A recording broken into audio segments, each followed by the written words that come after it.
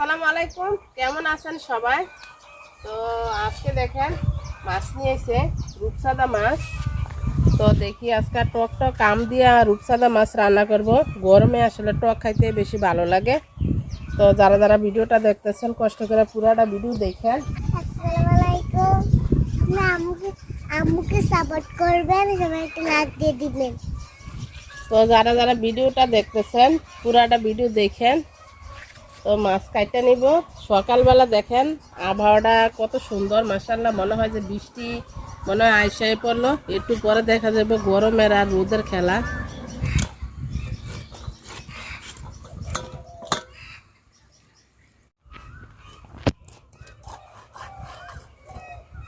তো মাছটা আমি চাইছিলাম এইভাবে পিস করতাম, রিং পিস। পাতিলে বাজা যাব না মাছ। এই মাছ তো লম্বা অনেক, পিসগুলা লম্বা লম্বা হইব, সেই জন্য কাটটা নিলাম এইভাবে।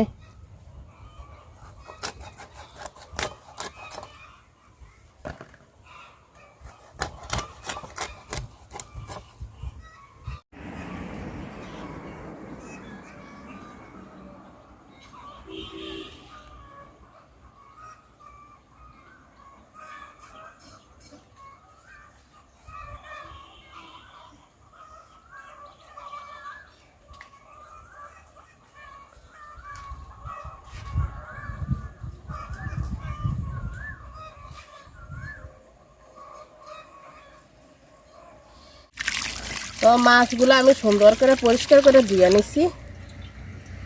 তো আম নিয়ে নিছি 3টা, দেখেন আম দিয়ে রান্না করব।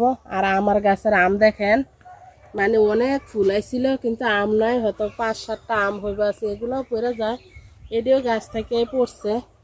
তো এই যে খরার কারণে সব আম পড়ে যেতেছে গা। তো আর একটা গাছ ওই যে ওই পাশে আছে, ওইগুলো আবার ছোট ছোট। এই যে এইগুলো আবার ছোট ছোট আম দেখেন। তো কত আম হইতো, আম খাইয়া শেষ করা যাইতো না, কিন্তু খরার কারণে সব পড়ে যেতেছে গা। আম যে চুলতেছি না, আমের কি সুন্দর একটা মাশাআল্লাহ গ্রান আইতাছে। আমটি মোটামুটি ভালোই টক। তো আমটা আমি পানিতে একটু ভিজিয়ে রাখবো ওই কষটা যাওয়ার জন্য।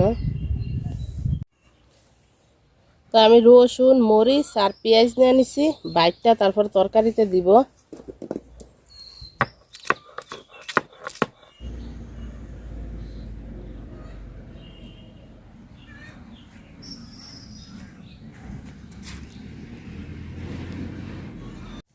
তো মশলাটা বাইটটা রাখছি, আর এই যে আলু বড় বড় করে কাটটা রাখছি, আর এই যে আম কাটটা রাখছি, আর মাছ দিয়ে পরিষ্কার করে রাখছি। রান্না বসাবো এখন। তো তেল দিয়ে দিলাম মাছ ভাজার জন্য। মাছ দিয়ে দিলাম।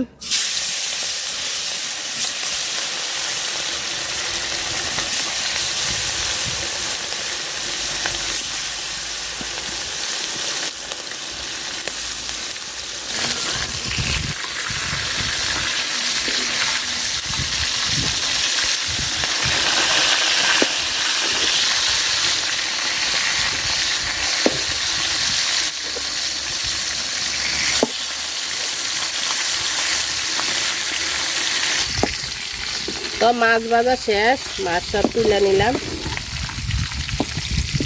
এই মাছ যখন আমি প্রথম খাইছিলাম, অনেক আগের কথা, কত সালে ভুলে গেছি, মানে আমার কাছে এত মজা লাগছিল এই মাছটা, হিসাব ছাড়া মজা লাগছিল। তো মাছ ভাজার তেলে আমি আলু ভাজা নিব।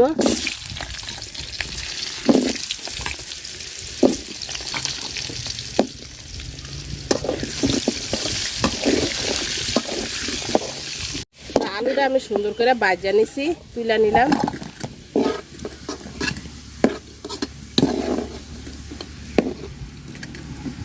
তো আলু ভাজার তেলে আমি বাটা মশলাটা দিয়ে দিলাম।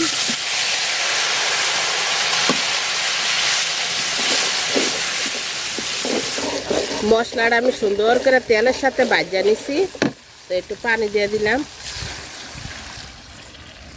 পানি দিয়ে আবার সুন্দর করে কষাই নিব। লবণ দিয়ে দিলাম, আর দিয়ে দিব হলুদ গুঁড়া।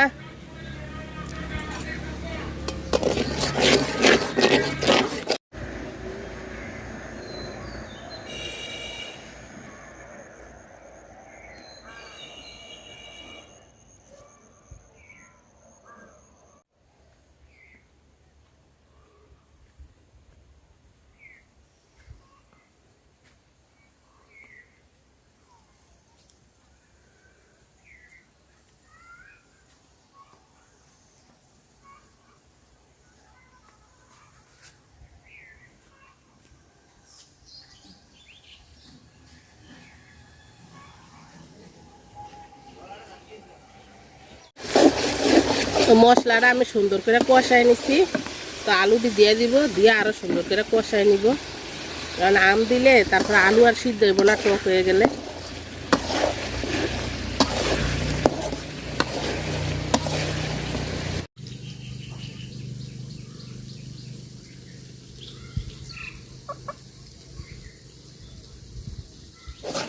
তো আলুটা আমি মশলার সাথে সুন্দর করে কষাই নিছি। তা আমগুলা দিয়ে দিলাম,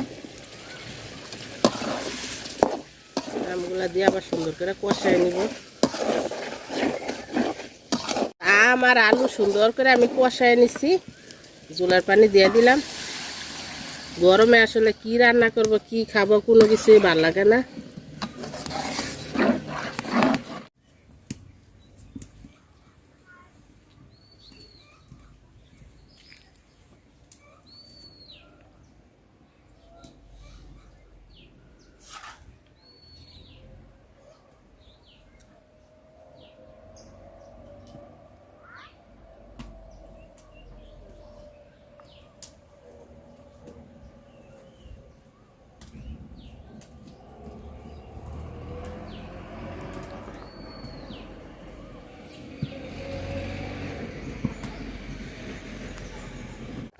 মাছ দিয়ে দিলাম,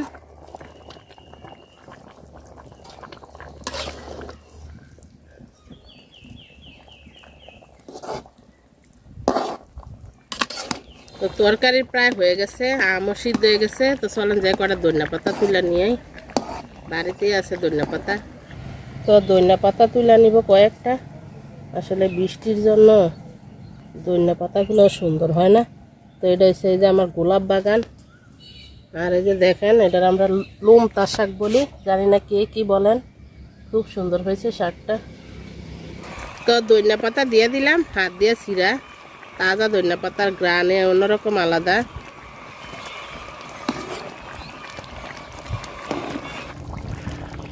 তো হয়ে গেছে আম দিয়ে আলু দিয়ে মাছের ঝোল, তরকারি নামা নিলাম। যারা যারা এতক্ষণ যারা ভিডিওটা দেখছেন সবাইকে অনেক অনেক ধন্যবাদ। আল্লাহ হাফেজ, আসসালামু আলাইকুম।